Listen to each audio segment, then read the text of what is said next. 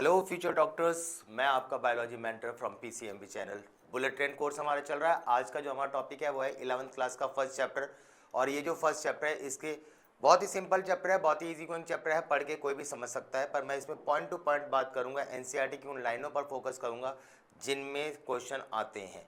ये उतना ज़्यादा वेटेज वाला चैप्टर नहीं है, पर फिर भी मैं उन लाइनों को मार्क करने की कोशिश करूंगा, उन लाइनों को समझाने की कोशिश करूंगा जिन पर क्वेश्चंस आते हैं। तो ये चैप्टर ज़्यादा वेटेज का चैप्टर बिल्कुल भी नहीं है, बस इसमें सिंपल कुछ वर्ड्स, कुछ लाइनें हैं जिन पर हम इस वीडियो के अंदर फोकस करेंगे। ये पूरा चैप्टर डिटेल्ड वर्जन नहीं है, सिर्फ आपके एनसीईआरटी की लाइनों के उन वर्ड्स को फोकस करूंगा जो आपका चैप्टर नंबर 1 को कंप्लीशन करवाएगा। ठीक है बेटा, तो हम समझते हैं बेटा, हमारा जो पहला चैप्टर है, ये चैप्टर का जो हमारा पहला आपका वर्ड है उसमें हमें समझना है। सबसे पहले बेटा, सबसे पहले हमें जो चीज़ समझनी है वो ये समझनी है बेटा कि आपका, अगर मैं बोलूं चैप्टर का नाम है द लिविंग वर्ड, अगर मैं बोलूं कि भाई चैप्टर है लिविंग वर्ड, इस लिविंग वर्ड का मतलब क्या होता है? तो बेटा लिविंग वर्ड का क्या मतलब है आपका? लिविंग वर्ड का मतलब ऐसे समझ लो आप, कोई एक सराउंडिंग है, कोई एक सराउंडिंग है, उसके अंदर वर्ल्ड का मतलब कोई संसार है। अब ये संसार छोटा भी हो सकता है, ये संसार बड़ा भी हो सकता है। तो अगर मैं इसको देखूं तो इसमें मुझे क्या समझ में आ रहा है, वो ये समझ में आ रहा है आपका कि इसके अंदर ये लिविंग ऑर्गेनिज्म है, कोई भी ऐसी सराउंडिंग जिसके अंदर लिविंग ऑर्गेनिज्म प्रेजेंट है और उसके अंदर ही प्रेजेंट है, बाहर नहीं है प्रेजेंट।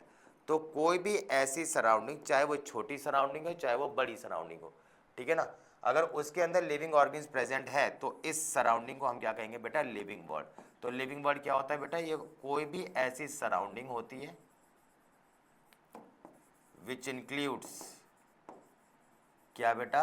विच इंक्लूड्स आपके लिविंग ऑर्गेनिज्म, जिसके अंदर लिविंग ऑर्गेनिज्म पाए जाते हैं उनको बोलते हैं हम, वो कहलाता है आपका लिविंग वर्ड। समझ में आई बात? अब लिविंग ऑर्गेनिज्म, मैं भी लिविंग हूँ, तुम भी लिविंग हो, पेड़ भी लिविंग है, जानवर भी लिविंग है, सबके अंदर कहीं ना कहीं कोई ना कोई वेरिएशन आ रहा है ना। इस डिफरेंस को, इस वेरिएशन को हम क्या कहते हैं बेटा? बायोडाइवर्सिटी। मैंने आपको पहले बताया, मैं एनसीईआरटी की लाइनों को फोकस करूंगा इस वाली वीडियो के अंदर कि कौन सी लाइन। बहुत ज़्यादा इंटरेस्टिंग चैप्टर या बहुत ज़्यादा वेटेज वाला चैप्टर नहीं है, सीधे बहुत सिंपल क्वेश्चन आना है, स्ट्रेट फॉरवर्ड आना है, स्ट्रेट फॉरवर्ड बात करेंगे। ठीक है बेटा, चलिए।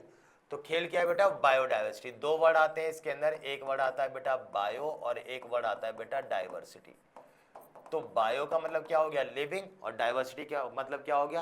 कि वहां पर वेरिएशन, जितने भी लिविंग ऑर्गेनिज्म हैं उन सब के अंदर जो चेंजेस हमें देखने को मिलते हैं, यानी जो डिफरेंस बिटवीन लिविंग ऑर्गेनिज्म हमको देखने को मिलता है बेटा, उसको हम क्या कहते हैं? उसको बोलते हैं हम बायोडाइवर्सिटी। समझ में आई बात? अब इस बायोडाइवर्सिटी की स्टडी करने की बात आई, बात समझ में आई ना? अब भाई, मैं अंतर है मेरे, मेरा तुम्हारे में अंतर है, तुम्हारा किसी और से अंतर है, सब कोई 100% सेम तो है नहीं। ये जो डिफरेंसेस आ रहे हैं, ये जो वेरिएशन आ रहे हैं, ये वेरिएशन क्यों आ रहे हैं, कैसे आ रहे हैं, क्या इसके पीछे रीज़न है? आज के टाइम पर हमको पता है इसके पीछे रीज़न कहीं ना कहीं इन्वायरमेंटल फैक्टर्स हैं, डीएनए के चेंजेस हैं। पर कभी तो ऐसी बात हुई होगी ना कि जब हमें इनके बारे में कंप्लीट नॉलेज नहीं होगी, जब इसके बारे में कंप्लीट नॉलेज नहीं थी, तब हमने क्या करा बेटा? तब ये करा, एक ब्रांच बनाई गई। नाम क्या था बेटा आपका? नाम था उसका सिस्टमैटिक्स। समझ में आई बात? सिस्टमैटिक्स ने डिफरेंट प्रकार के ऑर्गेनिज्म और उनकी डाइवर्सिटीज, उनके वेरिएशंस के बारे में स्टडी करी और ये जानने की कोशिश करी कि आम आम ही क्यों रह गया उसकी शेप, और सेब सेब ही क्यों रह गया, इंसान के पैर लंबे क्यों हो गए और बंदर की पूंछ लंबी क्यों हो गई। समझ में आया? इसके बारे में ये चेंजेस जो है वो आपके देखने की कोशिश करी। अब हुआ क्या बेटा? हुआ ये आपका कि इस वेरिएशन की जब स्टडी कर रहे थे तो उस दौरान उन्होंने जिसका नाम रखा है सिस्टमा, जो होता है बेटा, सिस्टमा का एक सिस्टमैटिक्स बनी हुई है, सिस्टमैटिक जो बनी हुई है वो एक वर्ड से मिलकर बना है जिसका नाम है सिस्टमा। और सिस्टमा का मतलब क्या होता है? सिस्टमिक अरेंजमेंट, यानी कि स्टेप बाय स्टेप हर चीज की अरेंजमेंट। समझ में आई बात? तो इसके बारे में बात हुई, समझ में आई बात? जब स्टडी करने की बात आई बेटा, तो स्टडीज के दौरान क्या पाया गया? स्टडीज के दौरान ये पाया गया आपका कि हमें अगर किसी की स्टडी करनी है तो हमें क्या है, तीन चार चीजों पे बात करनी होगी। पहली करनी होगी बेटा क्लासिफिकेशन पर। ठीक है बेटा, कहानी समझ में आई ना? ये ज्यादा चमक नहीं रहा, मेरे हिसाब से कलर चेंज कर लेना चाहिए। पहला है बेटा क्लासिफिकेशन पर, समझ में आई? क्लासिफिकेशन के बाद आइडेंटिफिकेशन, आइडेंटिफिकेशन के बाद नॉमेनक्लेचर,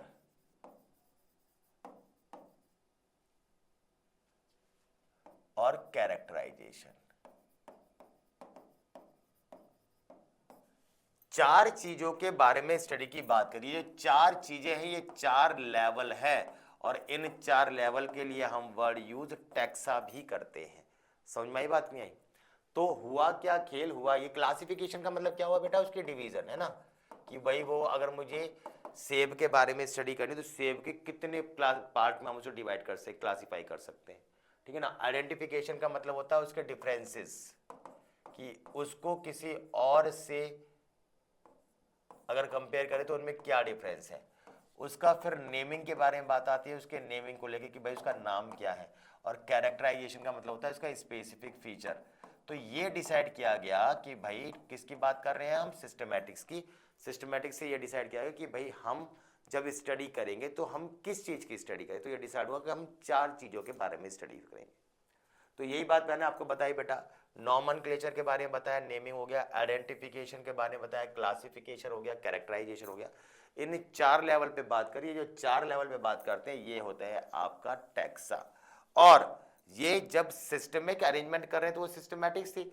इसी के लिए बात हुई, जब हम इसकी डिटेल्ड स्टडी करेंगे तो बेटा ब्रांच का नाम क्या आ जाता है, ब्रांच का नाम आ जाता है टैक्सोनॉमी, ठीक है ना। तो ये टैक्सोनॉमी क्या होती है बेटा, वो ब्रांच होती है जो क्या करेगी, जो आपकी स्टडी करती है ऑफ टैक्सास। टैक्सास मतलब लेवल्स, और लेवल्स कितने होते हैं हमारे, चार। मैं आपको फिर से याद दिला दूं, ये वीडियो कंप्लीट वीडियो नहीं है, इसमें सिर्फ एनसीईआरटी के इंपॉर्टेंट वर्ड को एक्सप्लेन किया जा रहा है, क्योंकि ये समय आपके पास बहुत लिमिटेड है। उसमें हम सिर्फ पॉइंट पे बात करेंगे, डिटेल्ड वाले के लिए ये वर्जन के लिए वीडियो नहीं है बेटा, सही है ना, क्योंकि कम समय में ज़्यादा फ्रूटफुल काम करना चाहिए, ठीक। अभी क्या है बेटा, अभी ये है कि बेटा फिर ये हुआ कि यार हम अगर देखें तो ये डिसाइड हुआ कि हमें चार लेवलों की स्टडी करनी है। अब चार लेवल की स्टडी हम जो कर रहे हैं वो किस में कर रहे हैं, क्या ये क्लासिफिकेशन, कैरेक्टराइजेशन, आइडेंटिफिकेशन, नॉमेनक्लेचर हम इंसान में कर रहे हैं, पेड़ में कर रहे हैं, पौधे में कर रहे हैं, जानवर में कर रहे हैं, किसे। तो उसके अकॉर्डिंग कुछ कोड्स डिसाइड किए गए। जैसे अगर हम बात करते हैं तो यहाँ पे आपको दिख रहा होगा ICBN, ठीक है ना। ICBN क्या हो गया बेटा, ये आपका इंटरनेशनल कोड फॉर बी का मतलब बोटैनिकल नॉमेनक्लेचर, यानी प्लांट से संबंधित जो भी हमारे टैक्सास होंगे वो ये ध्यान देगी। ऐसे ही international code for zoological nomenclature, zoological समझते हो बेटा, जूलॉजिकल मतलब एनिमल्स, उनके बारे में जो स्टडी करेगा वो बेटा वो ये स्टडी करेंगे। ऐसे हमारा था ICVN, international code for viral nomenclature. ऐसे बेटा ICBACN, international code for bacteriological nomenclature, सही है ना। इनके बारे में जो स्टडी करेंगे उनके लिए कोड्स डिसाइड किए गए, और ये देखा गया कि भाई आप लोग इनके बारे में इन चार चार टैक्सास की स्टडी करोगे। समझ में आई बात। हुआ क्या, जब ये स्टडी हो रही थी तो उसमें ये जो BN वाले थे यानी बैक्टीरियोलॉजिकल नॉमेनक्लेचर वाले थे, इन्होंने बोला कि भाई हम अगर देखें तो हमसे रिलेटेड है बॉटनी, बॉटनी मतलब प्लांट, तो इनकी संख्या तो बाकियों के कंपैरिजन में बहुत ज़्यादा है, स्टार्टिंग की बात कर रहा हूँ, बहुत ज़्यादा है। तो इन्होंने बोला हमारे ऊपर तो वर्कलोड बहुत ज़्यादा आ जाएगा। तो इन्होंने क्या करा, एक और ब्रांच बनाई गई ICNCP। ICNCP क्या थी बेटा, international code for nomenclature of cultivated plants. तो कल्टीवेटेड प्लांट्स के नॉमेनक्लेचर के लिए इन्होंने बोला, कल्टीवेटेड प्लांट्स के अंदर भी बेटा प्लांट आ गया। अब दोनों में अंतर क्या हो गया बेटा, ये कल्टीवेटेड प्लांट है। कल्टीवेटेड प्लांट कौन से होते हैं बेटा, जो ईटेबल प्लांट है, जिनको हम खाएंगे, खाने के लिए उगाएंगे। तो इन्होंने बोला कि अब पौधे बहुत ज़्यादा है तो हम इनको दो ग्रुप में डिवाइड कर देते हैं।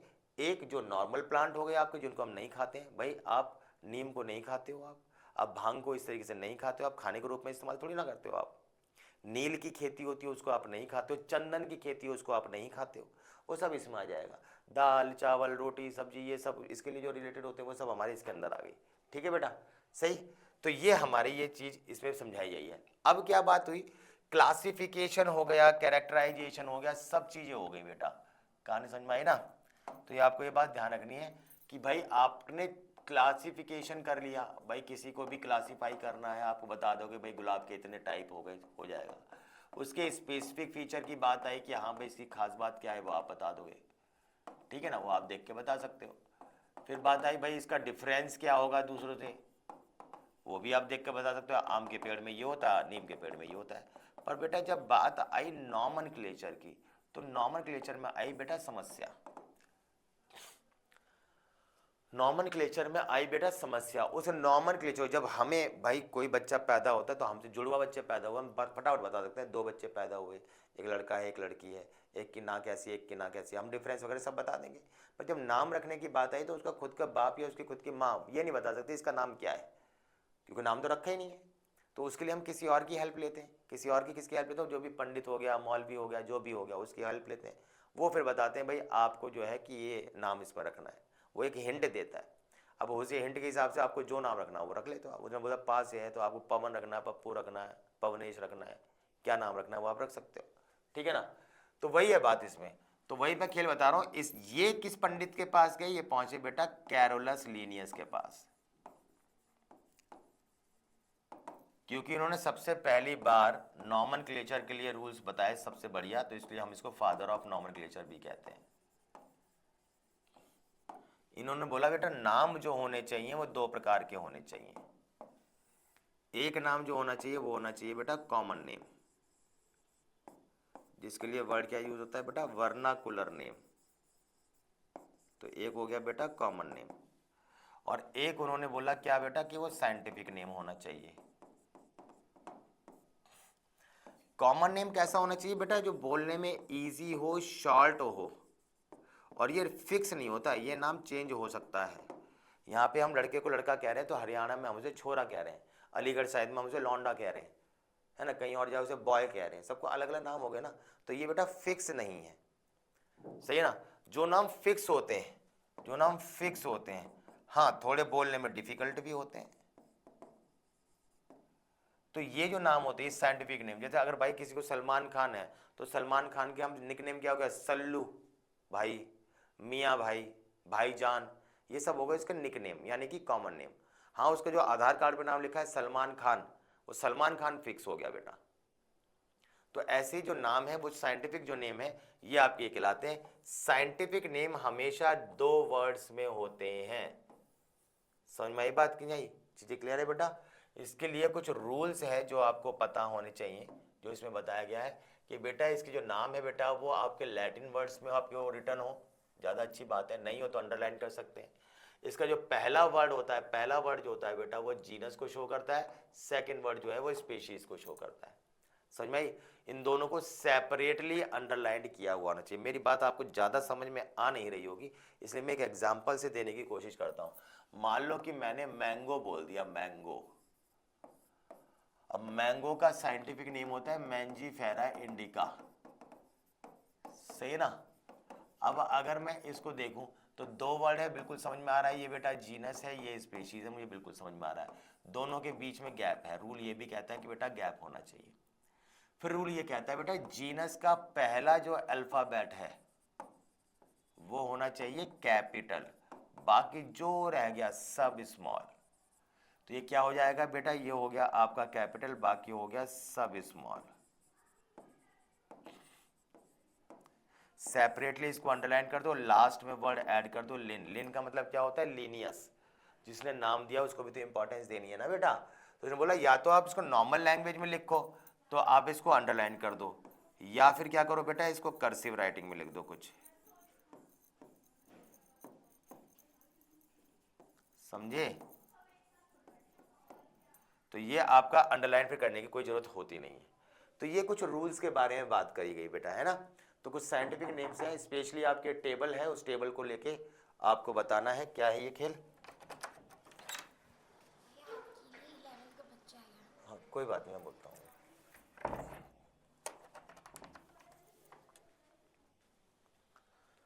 तो अभी वो रिकॉर्डिंग के बीच में कुछ काम भी आ जाता है यार, क्या कर सकते हैं, सब देखने पड़ रहे हैं, मल्टीपल टास्किंग भाई है तुम्हारा भाई, ये भी देख रहा, वो भी देख रहा, वो भी देख रहा, क्या कर सकते हैं। चलिए, तो यहां तक कहानी समझ में आ गई आपको। अब हम बात करते हैं आगे। देखिए, टैक्सोनॉमी के बारे में हम बात कर ही चुके हैं बेटा। जो टैक्सा और टैक्सॉन के बारे में स्टडी करता है वो आपका जो है वो आपका टैक्सोनॉमी में है, ठीक है ना, ये हम बात कर चुके हैं। अब क्या है बेटा, आपको एक बात समझनी है, एक वर्ड आता है बेटा हायरार्की, ठीक है ना। टैक्सोनॉमिक हायरार्की के बारे में बात करें बेटा, तो है क्या, एक टैक्सोनॉमिक हायरार्की अगर मैं बोलता हूं,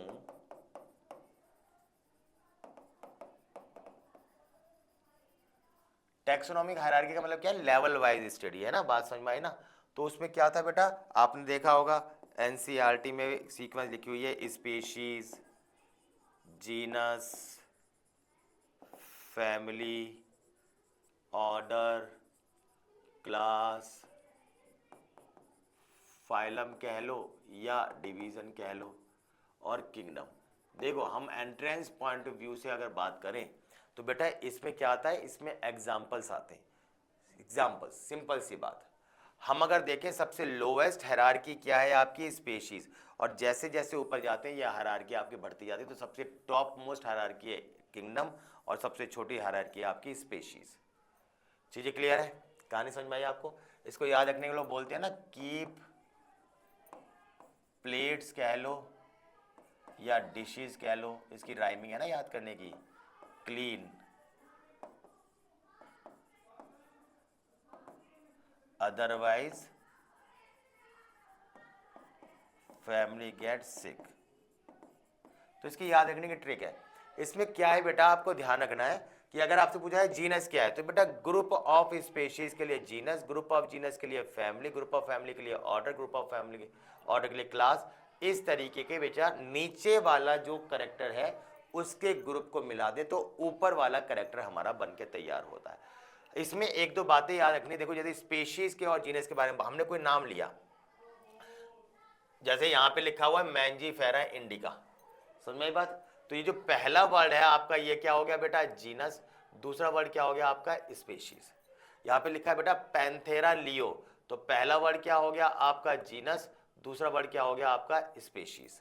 समझ में आई बात। तो इस तरीके से आपको जो चीजें हैं वो आपको पता होना चाहिए कि जीनस और स्पेशीज, कोई सा भी नाम दे, कोई भी नाम दे रखा हो, उसका पहला वर्ड जीनस है, दूसरा वर्ड स्पेशीज। तो जीनस और स्पेशीज के बारे में कहानी समझ में आई मेरे बच्चे, ठीक है ना, कि जीनस और स्पेशीज क्या होते हैं, ठीक है। अब हम बात करते हैं जरा आगे,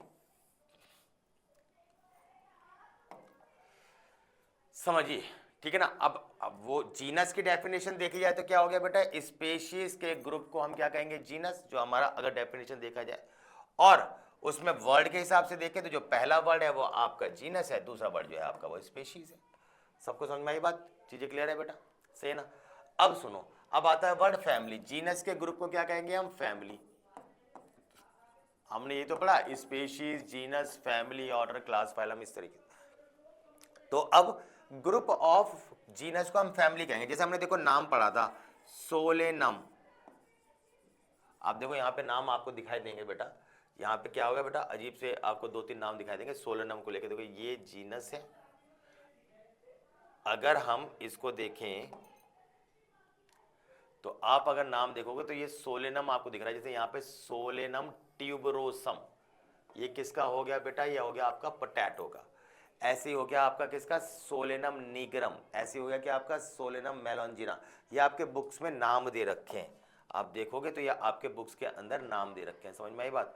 तो अब हुआ क्या, हुआ ये कि जीनस से मैं बात कर रहा हूँ सोलेनम की। अच्छा, यहाँ बता रहा था सोलेनम, देखो सोलेनम निग्रम मैंने बोला, सोलेनम ट्यूबरोसम मैंने बोला, सोलेनम मेलोंजिना मैंने बोला। तो अगर हम देखें तो बेटा सोलेनम हो गया, और अगर मैं कई सारे सोलेनम को एक साथ मिला दूं तो मैं वर्ड क्या बोलूंगा बेटा, एसी। नाम क्या हो गया, सोलेनेसी। तो ये क्या था, ये था आपका जीनस पहला, ये हो गया जीनस 2, ये हो गया जीनस 3, है तो तीनों सेम सोलेनम। पर अगर ग्रुप ऑफ जीनस को मिला दे तो फैमिली बन जाता है। तो ग्रुप ऑफ जीनस ये क्या था आपका, एग्जांपल के तौर पे मैंने बताया ये था सोलेनम। तो ग्रुप ऑफ जीनस को क्या, ये है जीनस। अब ये सोलेनम आपके कई सारे हो गए, सोलेनम 1 हो गया, सोलेनम 2 हो गया, सोलेनम 3 हो गया। इन सबको मिला के अगर मैं बोलना चाहूँ तो मैं क्या वर्ड बोलूंगा बेटा, सोलेनेसी। हिंट याद रखना, जिसके भी नाम के आखिर में ए सी आ जाए या ए ई आ जाए बेटा वो फैमिलीज होती हैं। जनरली देखने को मिलता है ए सी वाला जो होता है वो प्लांट की फैमिली होता है, ए ई वाला जो होता है वो एनिमल की फैमिली होता है। समझ में आई बात नहीं आई? तो ये बेटा थोड़ा सा आपको ये चीज़ें ध्यान रखनी है। क्लियर है? तो अगर हम बात करें सोलेनम जीनस था तो उसकी फैमिली क्या हो गई? सोलेनेसी। समझ में आई बात? आप देखो दो फैमिलीज और हैं, एक नाम है बेटा फैलिडी, एक नाम है बेटा आपकी कैलिडी। फैलिडी जो नाम होता है बेटा वो किस लिए होता है? वो होता है कैट्स की फैमिली। कैनिडी क्या होता है बेटा? ये होता है डॉग्स की फैमिली। देख लो दोनों के नाम के आखिर में ए ई आ रहा है, दोनों के नाम के आखिर में ए ई आ रहा है, और जिसके नाम के आखिर में आए वो आपकी क्या होती है? फैमिलीज। ऐसे ही ग्रुप ऑफ फैमिली को क्या कहेंगे हम? देखो हमने अभी क्या सीक्वेंस पढ़ी, हमने ये तो पढ़ा है। ग्रुप ऑफ फैमिली को हम क्या कहेंगे बेटा? ऐसे ऑर्डर, क्लास, ये तो बेटा यही चीज है, ये आपको थोड़ा समझनी है। पेपर में इसी के ही बेसिस पर क्वेश्चंस आने हैं। समझ में आई बात? ठीक है ना? तो आपको ये बात थोड़ा सा ध्यान रखना है, इसके बेसिस पर क्वेश्चन आने, ये सब एग्जाम्पल्स हैं जो आपको कहीं ना कहीं ध्यान रखने हैं कि ग्रुप का, इसका ऑर्डर का क्या एग्जाम्पल हो गया? पॉलीमैनुअल्स। क्लास का क्या हो गया हमारा? ऑर्डर का क्या हो गया हमारा? ठीक है ना? तो ये क्लास, ऑर्डर, ये सब किंगडम्स हमारे हैं ही। हाँ, तो ये बात थोड़ा सा आप ध्यान दोगे ना तो बेटा इसके ये सीधी सीधी बात है, एग्जांपल जो मैं इनके बारे में क्या स्पेशीज का मतलब जीनस, वाटर, वाटर कैसे ये हमारे प्रैक्टिकल लाइफ में इंपॉर्टेंट होता है वो हमारा टॉपिक नहीं है। हमें आज ये पढ़ना है कि सिंपल पेपर में क्या फंसना है, तो ये एग्जाम्पल्स पेपर में फंसते हैं। सीधी सी बात, एक बात और समझ लिया, इसमें एक वर्ड आ रहा है बेटा फाइलम, और एक वर्ड आ रहा है आपका किंगडम, वो डिवीजन से ना। हमने यहाँ पे पढ़ा ना, हमने पढ़ा ना टैक्सोनॉमिक हायरार्की में कि ये आपका फाइलम और ये आपका डिवीजन। दोनों में अंतर क्या है बेटा? दोनों में अंतर ये है आपका कि जो फाइलम वर्ड है, फाइलम वर्ड है ये एनिमल्स के लिए यूज होता है, और जो डिवीजन वर्ड है ये आपका प्लांट्स के लिए यूज होता है। तो फाइलम एनिमल्स के लिए यूज होगा और डिवीजन आपका प्लांट के लिए। बेटा ध्यान रखना, ये जो हमने टैक्सोनॉमिक हायरार्की पढ़ी, ये जो हमने टैक्सोनॉमिक हायरार्की पढ़ी, एनसीईआरटी इसमें 7 लेवल्स बताता है। आप देखो इसके अंदर 7 लेवल है। समझ में आई बात? आपको दिख रहा होगा 1 2 3 4 5 6 7, 7 लेवल है। इनिशियली यही लेवल किस नाम से, कैसे हम जानते थे? इसके लिए हिंट था कॉक्सबी, सही ना? शुरुआत में जो आपका ये आपका लेवल ऑफ डिस्ट्रीब्यूशन बना ताकि हम अलग अलग लेवल पे स्टडी कर पाए, तो उनको 5 लेवल पे डिवाइड किया गया था। एक था बेटा क्लास, एक था बेटा आपका ऑर्डर, एक आपका जीनस, एक आपका स्पेशीज, और एक आपका वी से वैरायटी। फिर लेटर ऑन क्या हो गया? इस वैरायटी को रिमूव कर दिया गया, और इस वैरायटी की जगह पे हमने क्या क्या ऐड कर दिया बेटा? एक किंगडम ऐड कर दिया, फाइलम ऐड कर दिया, एक फैमिली ऐड कर दिया। तो 4 कैरेक्टर तो ये हो गए, 3 कैरेक्टर ये हो गए, टोटल मिला के हमारे 7 कैरेक्टर्स हो गए। कैरेक्टर्स मतलब हायरार्की लेवल। तो इन 7 लेवल पर हमने चीज़ों की स्टडी करी। चीज़ें क्लियर है बेटा? तो ये आपको बात थोड़ी क्लियरली पता होनी चाहिए बेटा। पेपर के लिए जो सबसे इंपॉर्टेंट है, सबसे इंपॉर्टेंट वो है बेटा ये टेबल। मैं आपको ट्रिक भेजूंगा बेटा, है ना? उस ट्रिक में आप याद कर लेंगे इसको। फिलहाल आपको 2 चीज़ें याद रखनी है, एक मैन की और एक मैंगो की। पेपर में कैसे क्वेश्चन आ जाएगा कि मैन का जीनस क्या है, तो आपको पता है आगे वाला जीनस होता है, पीछे वाला आपका स्पीशीज होता है, तो जीनस हो गया। ऐसे इसके ग्रुप को क्या बोलेंगे? ये आपका फैमिली होगी, इसके ऑर्डर को प्राइमेट, क्लास, ये तो ये आपको ये याद करनी है। सारी याद कर लो तो बहुत अच्छी बात है, नहीं तो बेटा मैंगो की और मैंगो की तो जरूर याद करना है, जरूर मतलब जरूर। ये टेबल बहुत इंपॉर्टेंट है। समझ में आई बात? चीजें क्लियर है? ठीक है, थोड़ा सा ब्लर हो रही है शायद, पर ठीक है, सही है ना? तो ये थोड़ा सा बेटा आपको ध्यान रखनी है कि ये किस तरीके से क्या है। ठीक, तो ये चैप्टर का बस मैंने पॉइंट टू पॉइंट बात करी। पॉइंट टू पॉइंट का मतलब मैंने एनसीईआरटी के इंपॉर्टेंट वर्ड्स के बारे में बात करी है, बस डिटेल मैंने कुछ नहीं बताया। कोई इंपॉर्टेंट चैप्टर नहीं है ये, बिल्कुल भी इंपॉर्टेंट नहीं है। एक आधा क्वेश्चन फंस गया तो फंस गया। हाँ, ये टेबल करनी बहुत जरूरी है बेटा, ये जरूर करनी है आपको टेबल। समझ में बात? ये इंपॉर्टेंट है। बाकी जो एनसीईआरटी की लाइनों के वर्ड्स है वो मैंने इंपॉर्टेंट बता दिया आपको, इसके बाहर नहीं आएगा, बस आपको इतना ही करना है। ठीक है ना? डिटेल्ड इसके वर्जन की मैं वीडियो आपको भेज दूंगा, आपको मिल जाएगी। लेकिन अभी उसके लिए समय कहाँ है, 4-5 मतलब 10-12 दिन तो रह रहे हैं, तो इसलिए इस पे ही फोकस करो बेटा, ठीक है। चलिए ख्याल रखिएगा अपना, तब तक के लिए सायोनारा।